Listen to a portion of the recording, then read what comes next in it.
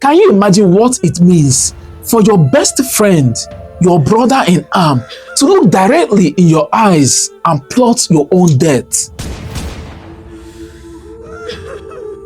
To laugh with you one night and sign your death the next.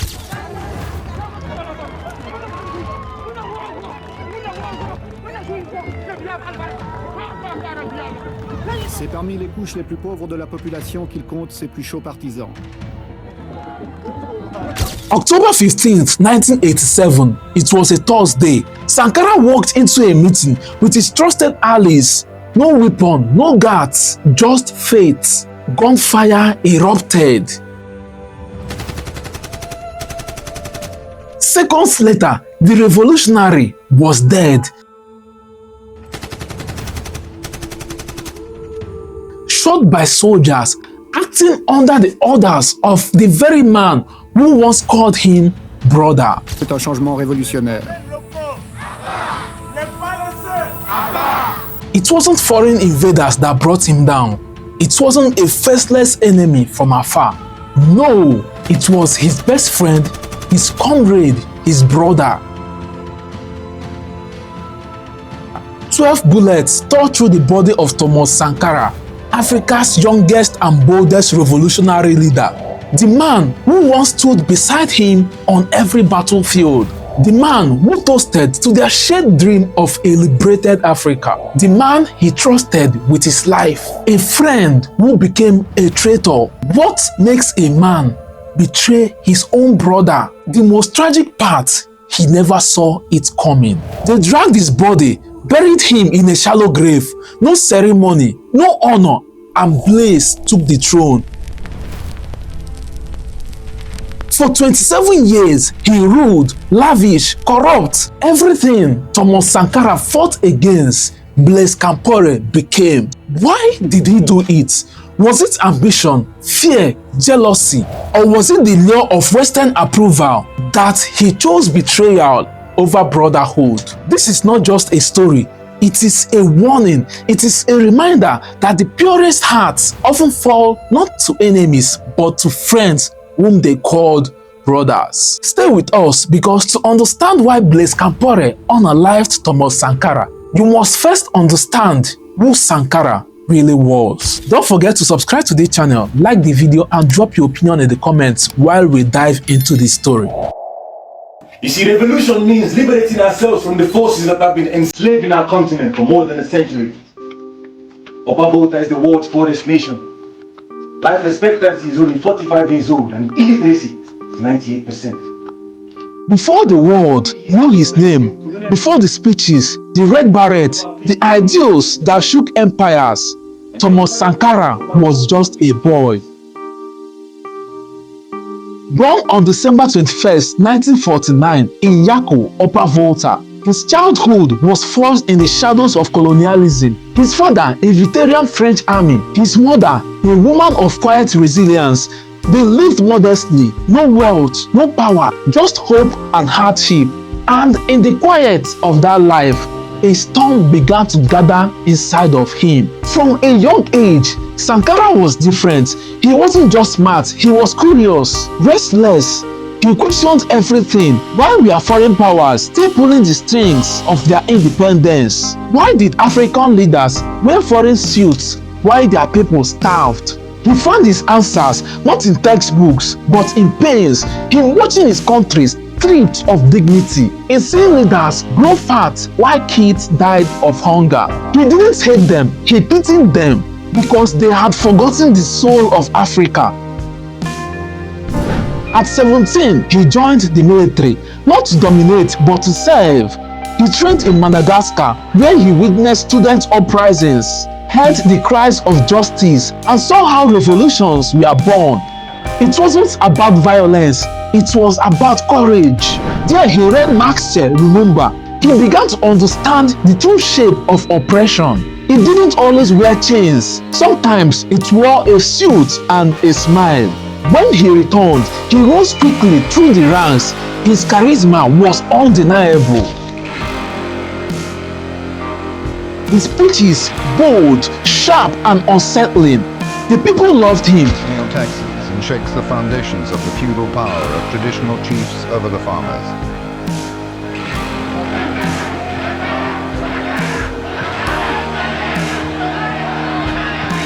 The elites feared him because Thomas Sankara didn't speak like a soldier, he spoke like a prophet. The ones who bring the riots and the beat, they see us as birds in a cage. But our country can produce all the food it needs to live a decent life. But we have to decolonize ourselves. Yeah. From the imperialist mentality that wants us ego-teach the slaves. Mere zombies who line up just to consume and mimic foreign lifestyles. But he wasn't alone. By his side was Blaise Compaoré. They were inseparable, a duo, one the fire, the other the shadow.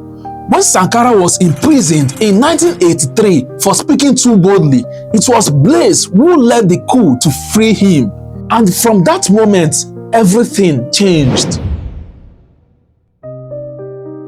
August 4th, 1983, the big revolution started. Sankara became president, not through election, but through the will of the people. Tente de faire passer les mots d'ordre. Chacun doit se convaincre que c'est un changement révolutionnaire.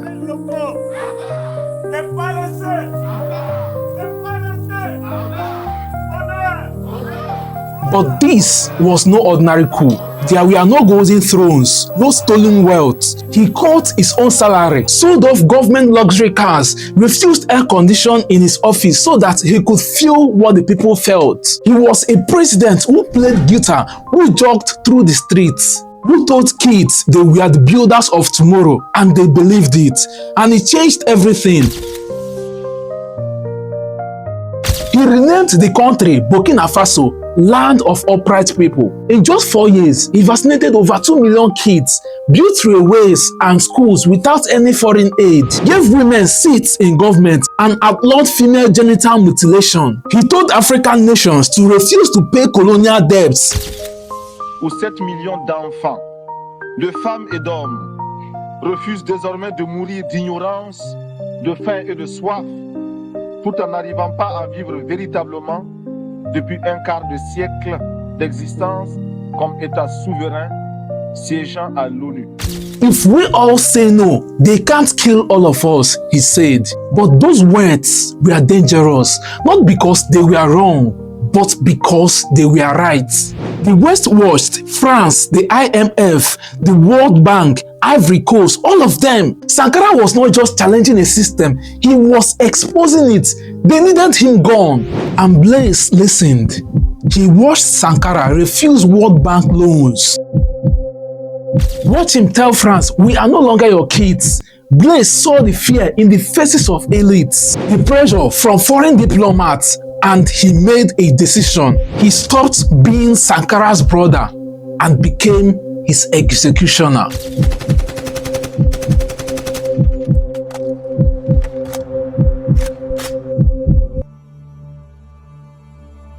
But why? Why did Blaise kill one man who trusted him with all his heart more than any other? Was it the fear of sinking with Sankara when the West retaliated? Was it jealousy of the love Sankara had from the people? Or was it a man who never believed in revolution and merely waiting for his time? These questions still echo. As we dive deeper, you will begin to see that Thomas Sankara's assassination was not just merely political, it was the murder of a dream. The dream of an Africa that stood on its own feet, that refused to be bought, that chose justice over wealth and love over fear. Stay with me, because what happened next would change everything. It was just another Thursday, October 15th, 1987. Thomas Sankara arrived at the Council d'Étente for a regular meeting with his trusted advisors. No guards, no armored cars, just faith in his people, in his mission, in his brother, Blaise. The sun was hot over Ouagadougou, but Sankara walked lightly. He always did, dressed in a simple uniform, carrying only a notebook and his ideals. He didn't know He couldn't know that this would be his last time. Because outside the compound, soldiers were already moving, guns loaded, orders given. And who gave the order was not a foreign enemy. It was Blaise Compaoré.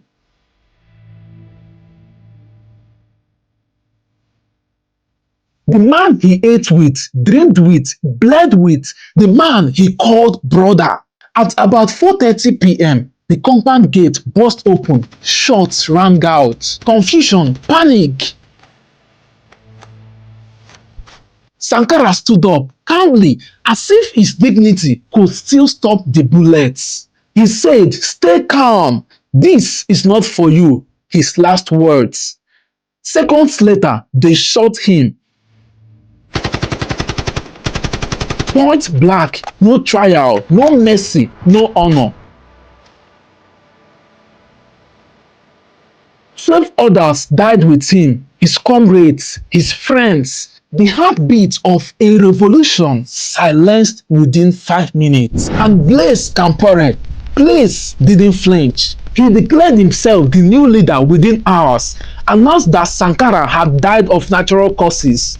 For years, his name was erased, photos banned, schools stripped off his image, his body buried in an unmarked grave like a common criminal. But you can't kill a dream so easily. The people knew. They whispered his name silently, painted murals in back alleys. Sankara became more than just a man. He became a martyr, a symbol, a ghost that haunted every speech Blaise gave, every lie he told, and still no justice. I have to say that mediation in Mali was not an African mediation per se. For 27 years, Blaise ruled Burkina Faso with iron fist. But guilt always leaves a trace. His hands were stained. The truth, though buried, began to surface. In 2014, the people finally rose. Mass protests erupted. They burnt down the parliament, demanded Blaise's resignation. Last few minutes, it's become clear that the president of Burkina Faso, Blaise Compaoré, has stepped down following 2 days of protest. And when he fled the country, it was as if the ghost of Sankara had returned, riding with the people who finally found their voice again. Burkina Faso's former president, Blaise Compaoré, has been sentenced to life imprisonment for complicity in the 1987 murder of his predecessor, Thomas Sankara. But why? Why would a man betray his brother? The answer lies not just in politics, but in the darkest corner of the human soul. Some say Blaise was just jealous of Sankara's brilliance, his popularity, his purity. Others believe he was afraid that Sankara's refusal to bow to the Western powers would bring sanctions, war, and even invasion. And perhaps Blaise had simply never believed. He wore the mask of the revolutionary, but underneath, he was always the opportunist. Thomas Sankara was a mirror. He reflected everything the world never wanted to see. A proud African, a self-sufficient African, a leader who would not sell out. And for that, they unalived him. Not just Blaise, but every foreign hand signed the check. Every African elite that stayed silent. Every power that feared a man with no price tag. They didn't just assassinate a man, they assassinated hope. Today, Burkina Faso is still searching for peace, for stability, for justice, but across Africa and beyond, the name Thomas Sankara is spoken again, loud, proud, because truth never dies. And in a world still battling poverty, corruption, and imperialism, his message burns brighter than ever. He once said, while revolutionaries as individuals can be murdered, you cannot kill ideas. And he was right, because right now, someone is reading his speeches. Somewhere, a child in Burkina Faso is asking, who was this man who said we deserve better? And somewhere, maybe in your heart, you are asking, what kind of world would we live in if he had lived? So now you know. You know how a dreamer rose from the dusty streets of Yako, how he spoke truth in a world built on lies, how he gave the poor dignity, the youth purpose, how he trusted a brother and was betrayed by that very trust. Thomas Sankara was not perfect. He made mistakes, but he lived for something greater than himself.